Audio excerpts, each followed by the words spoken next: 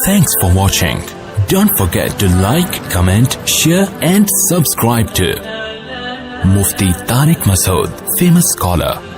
وہ مجھے ایک واقعہ یاد آتا ہے. ہمارے ایک رشتہ دار ہیں امریکہ میں.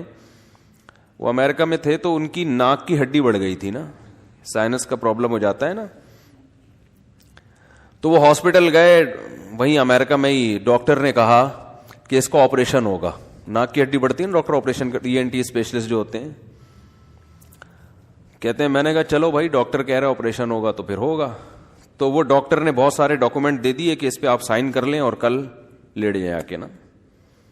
عام طور پہ مریض لوگ پڑھتے نہیں ہیں کہ لکھا ہوا کیا ہے, بس ڈاکٹر جہاں جہاں سائن کروا لے لوگ کر دیتے ہیں. انہوں نے آگے پورے ڈاکومنٹ پڑھ لیے. اس میں لکھا ہوا تھا کہ آپریشن کے بعد ڈاکٹر کی کوئی ذمہ داری نہیں ہے کہ آپ کا جو سائنس کا پرابلم ہے یہ حل بھی ہوتا ہے کہ نہیں ہوتا. کوئی انفیکشن ہو گیا تو بھی ہم اس کے ذمہ دار نہیں ہیں. کوئی الرجی ہو گئی, مستقل زکام کی بیماری لاحق ہو گئی, ہم اس کے بھی ذمہ دار نہیں ہیں. تو کوئی جتنی بھی ممکنہ بیماریاں تھیں نا, ڈاکٹر نے پہلے ہی کہہ دیا تھا میں کسی کا ذمہ دار نہیں ہوں. انہوں نے سارے ڈاکومنٹ پڑھنے کے بعد ڈاکٹر صاحب کے پاس گئے کہ ڈاکٹر صاحب میں کسی قصائی سے کٹوا لیتا ہوں اپنی ناک, کیونکہ وہ بھی ان میں سے کسی چیز کا ذمہ دار. بولو بھائی, بھائی کاٹنا ہی ہے نا. تو ڈاکٹر میں اور قصائی میں یہی تو فرق ہوتا ہے. بھائی تم ذمہ داری تو لو.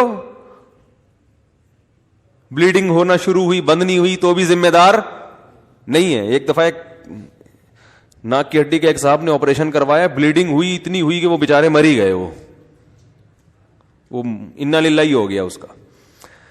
تو انہوں نے کہا ابھی بھی وہ الحمدللہ زندہ ہے, اور یہ ان کا واقعہ بھی 25-30 سال تو ہو گئے. انہوں نے پھر آپریشن نہیں کروایا, ابھی تک چل رہے ہیں الحمدللہ. تو وہ ڈاکٹر سے کہنے لگے کہ میں پھر کسی قصائی سے نہ کٹوا لوں ناک, بھائی وہ بھی چاپڑ لے کے کاٹ دے گا, ذمہ دار وہ بھی نہیں ہے. تو آپ میں اور ڈاکٹر قصائی میں کوئی فرق ہے تو بتائیں ہمیں. تو بات یہی ہے کہ ایک آدمی نے کراٹے سیکھے, ماسٹر ہے, بلیک بیلٹ ہے, اور پتہ نہیں کیا کیا القابات لگے ہوئے ہیں, لیکن جہاں لڑنا بھی ہوتا ہے تو وہاں نہیں لڑتا. تو لوگ کہتے ہیں بھائی تجھ میں اور ایک بیساکھی سے چلنے والے معذور شخص میں کوئی فرق نہیں ہے. تو یہ بھی بے اعتدالی ہے یا نہیں ہے؟ تو جسے بھی اللہ نے جو کوالٹی دی ہے نا, جو صفت دی ہے, کسی کو اللہ نے علم میں دوسروں سے ممتاز کیا.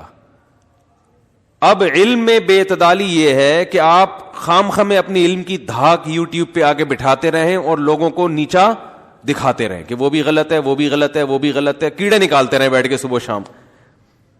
یہ ایسا ہی ہے جیسے کراٹے کا علم آ گیا اور کراٹے سیکھ لی اور صبح شام لوگوں کی ہڈیاں توڑنے کے علاوہ کوئی کام ان محترم کا ہے ہی نہیں.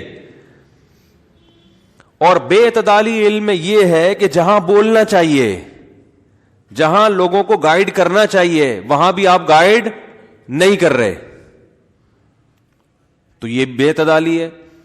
تو جس کو بھی اللہ نے جو کوالٹی دی ہوتی ہے, لوگوں سے ممتاز بنایا ہوتا ہے, تو سب سے پہلے اللہ کا بھی, فطرت کا بھی, لوگوں کا بھی مطالبہ یہ ہوتا ہے کہ یہ اس معاملے میں اعتدال کے راستے پر ہے یا نہیں ہے. اگر اعتدال کے راستے پر ہے, ہٹو بچوں, بہترین ہو گیا. نہیں ہے تو اس کا مطلب کیا ہے؟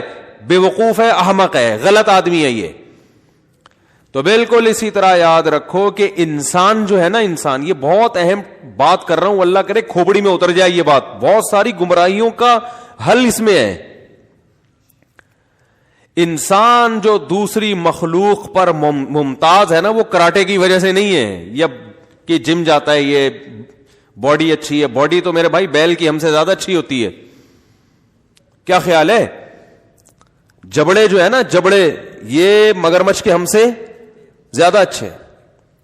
اگر آپ کہتے ہو میں جمناسٹک کی طرح چھلانگے مارتا ہوں, یوں کرتا ہوں میں, یہ تو پھر بندر یہ کام ہم سے بھی زیادہ اچھا کر لیتا ہے. لنگور کو دیکھو کیسے لٹکتا رہے گا نا, ہم وہاں تک پہنچ ہی نہیں سکتے کتنی بھی محنت کر لیں, لنگور نہیں بن سکتے ہم, اور اللہ بنائے بھی نہیں ہم میں سے کسی کو.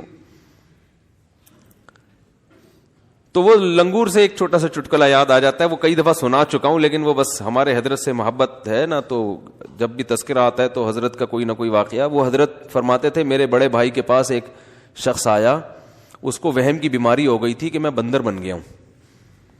کہتے نہیں کتنے نفسیاتی ڈاکٹروں کے پاس جا چکا تھا، یار مجھے شبہ ہو گیا میں بندر ہوں بہت. ایک ڈاکٹر کے پاس گیا نا کہ میں بندر ہوں، تو ڈاکٹر نے کہا پنکھے سے اترو گے تو بتاؤں گا نا کہ علاج کروں گا میں، اوپر سے تو نیچے آؤ.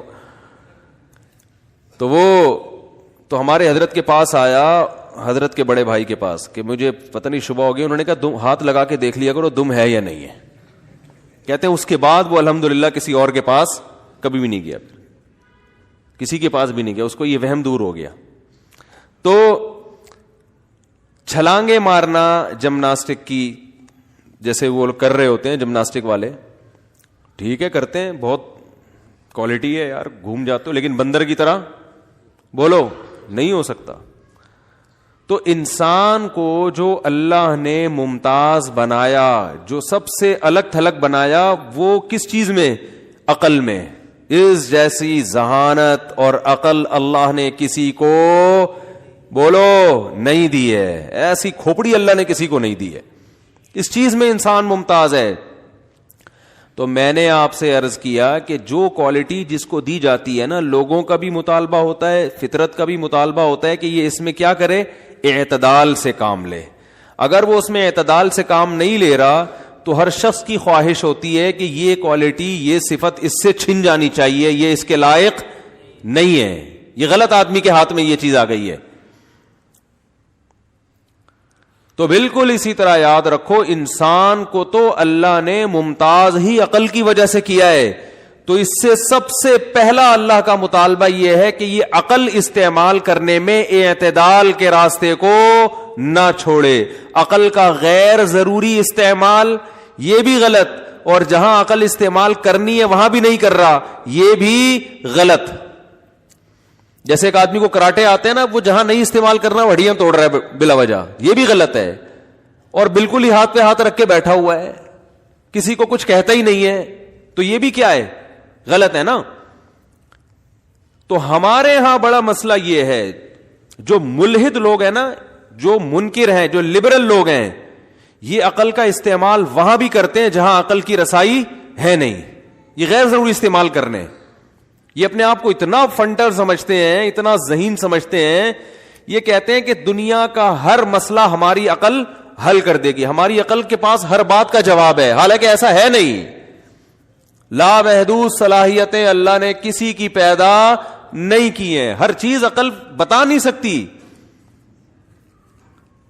اور جو ہمارے دیندار لوگ ہیں ان میں ایک ایسا فالٹ پیدا ہو جاتا ہے، سب میں نہیں، آپ لوگوں کے علاوہ کی بات کر رہا ہوں، جہاں کھوپڑی استعمال کرنی بھی چاہیے یہ وہاں بھی استعمال نہیں کر رہے ہوتے. کہتے ہیں حضرت جی نے منع کیا، یہاں حضرت جی نے، بولو بھائی، منع کیا.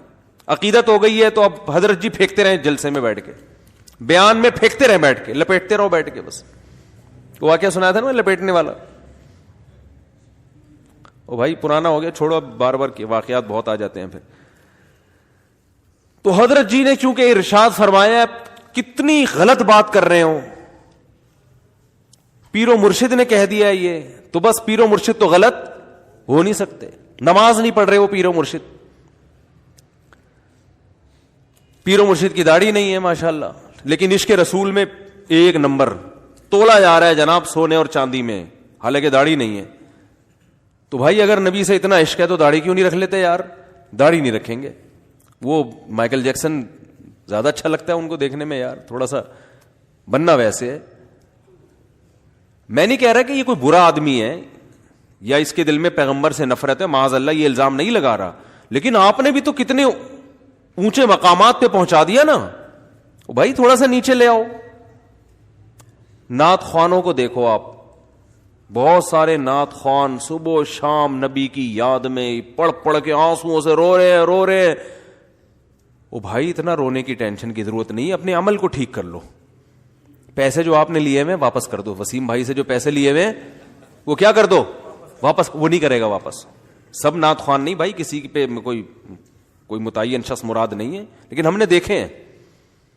او بھائی تو قرضہ واپس کر یار، کب سے لے کے بیٹھا ہوا ہے، پیسے دے میرے. نہ نہ نہ نہ، پروگرام میں جانا ہے، نعتیں رسول مقبول پڑھنی اور روئے گا وہاں جا کے. مارکیٹ میں چل رہا ہے کہ نہیں چل رہا ہے؟ میں الحمدللہ ایسے آنسوؤں سے کبھی بھی الحمدللہ پہلے بھی کبھی متاثر نہیں ہوا تھا, اب بھی نہیں ہوتا. ایک صاحب تھے فجر کی نماز میں 15 دن مارکیٹ سے شارٹ رہتے تھے. وہ تھے بہت بڑے بزرگ, یا تو چلو کوئی شرعی عذر ہونا, لیکن وہ نہیں ہوتے تھے, آتے ہی نہیں تھے نا. اب خلیفہ بھی تھے, وہ بزرگ بھی تھے. تو ایک نمازی چمٹ گیا ان کو کہ یار ایک دن ہوتا ہے, 2 دن ہوتا ہے, یہ فجر کی نماز جیسے دوسرے مسلمانوں پر ہے آپ پر بھی تو ہے نا. ہر مسجد میں نا ایک ٹینشن لازمی یاد رکھو ہوتی ہے امام کے لیے. وہ امام کو دیکھ رہا ہوتا ہے یہ انسان کا بچہ بن کے چل رہا ہے کہ نہیں چل رہا. ہر مسجد میں اللہ نے ایک ٹینشن کم از کم پیدا کی ہوتی ہے, اور وہ صحیح ہوتی ہے صحت کے لیے, سب وہ ضروری ہوتی ہے. تو وہ چپک گئے کہ بھائی یا تو کوئی بیماری ہے, تو یہ بول تو ہم تھوڑی پوچھ رہے ہیں کہ آپ کو کوئی بیماری, بس بتا دو یار کوئی شرعی عذر ہے, ہم فرض کر لیں گے, کچھ تو بولو. نہیں تو یہ بیوقوف ہیں جو اتنے لوگ ہیں یہ نماز پڑھنے آ رہے ہیں. وہی ہے نا, ایک دیہاتی کا بیل آ گیا مسجد میں, امام صاحب نے ڈنڈے سے مارنا شروع کیا. تو دیہاتی کہنے لگا امام صاحب بے زبان جانور ہے, بے عقل ہے, کبھی مجھے دیکھا آپ نے مسجد میں, بلا وجہ اس کو کوٹ رہے ہو پکڑ کے. تو وہ جو پیچھے پڑ گئے وہ مقتدی صاحب کے, آتے کیوں نماز کیوں نہیں پڑھتے بھائی؟ تو وہ صاحب کہنے لگے میں تمہارے خلاف الٹے ہاتھ سے بد دعائیں کروں گا رات کو اٹھ کے نا نمازی سے. تو وہ نمازی کا کانفیڈنس مجھے پسند آیا. وہ نمازی کہنے لگا میں نے کہا الٹے لٹک کے بھی کرو, مجھ پہ نہیں لگے گی بد دعا. ان چیزوں سے میں متاثر بولو بھائی نہیں, نماز پڑھو نماز. تو عمل دیکھو, اگر کوئی غلطی بھی ہے نا تو اللہ نے بڑے آپشن رکھے بھائی, سدھرنے کی کوشش کر لو, توبہ کر لو. لیکن غلطی کو نہ غلطی مانا جا رہا ہے, نہ اس کو چھوڑنے کی کوشش کی جا رہی ہے, لیبل ہٹانے کے لیے تیار نہیں ہے. لیبل لگ گیا بس نیک آدمی کا, یہ چپکا رہے گا قیامت تک آپ کے ساتھ. بی بی تمیزہ کا وضو سنا ہے؟ بی بی تمیزہ وضو کے بغیر وضو نہیں آتی تھی اس کو نا. تو مسجد کے امام نے بی بی تمیزہ کو کہا کہ تو نماز کیوں نہیں پڑھتی ہے؟ اس نے کہا کہ مجھے وضو کرنا نہیں آتا. تو امام صاحب نے اپنے سامنے اس کو وضو کرایا اور نماز پڑھائی. اس نے کہا زبردست. امام صاحب نے کہا میں سفر میں جا رہا ہوں, واپسی پہ تجھ سے پھر پوچھوں گا نماز پڑھتی ہے کہ نہیں پڑھتی. امام صاحب آئے 8-10 سال کے بعد. اس دوران بی بی تمیزہ کی شادی بھی ہو گئی, بچے بھی ہو گئے ماشاءاللہ. امام صاحب نے کہا بھائی نماز پڑھتی ہے؟ اس نے کہا الحمدللہ 10 سال میں سے پابندی سے پڑھ رہی ہوں. انہوں نے کہا وضو؟ کہہ رہے وضو تو آپ کرا کے چلے گئے تھے. تو ہمارے حضرت فرمایا کرتے تھے جیسے بی بی تمیزہ کا وضو شادی بھی ہو گئی اور 10 بچے بھی ہو گئے نہیں ٹوٹا, تو ایسے ہی بعض لوگوں کا تقویٰ کچھ بھی ہو جائے وہ ٹوٹتا نہیں ہے, چاہے وہ نماز پڑھے یا نہ پڑھے, ان کا تقویٰ نہیں ٹوٹتا. وہ عشق رسول پھر بھی رہے گا ان میں, انسٹال ہو گئے سافٹ ویئر عشق رسول کے. تو جو کرنے کا کام ہے میرے بھائی وہ کیوں نہیں کرتے؟ تھوڑا عمل کر لو پابندی کے ساتھ, فرائض واجبات پورے کر لو, اللہ آپ سے زیادہ کا سوال نہیں کرے گا. موٹے موٹے حکام, اور اگر کوئی گناہ ہو رہا ہے تو توبہ کرو اللہ کے سامنے, چھوڑنے کی کوشش کرو اس کو. ٹریک تو صحیح کرو نا, آدمی صحیح ٹریک پہ آ جائے, اس کو پتا تو چلے کہ صحیح کیا ہے غلط کیا ہے. ٹریک ہی صحیح نہیں ہے,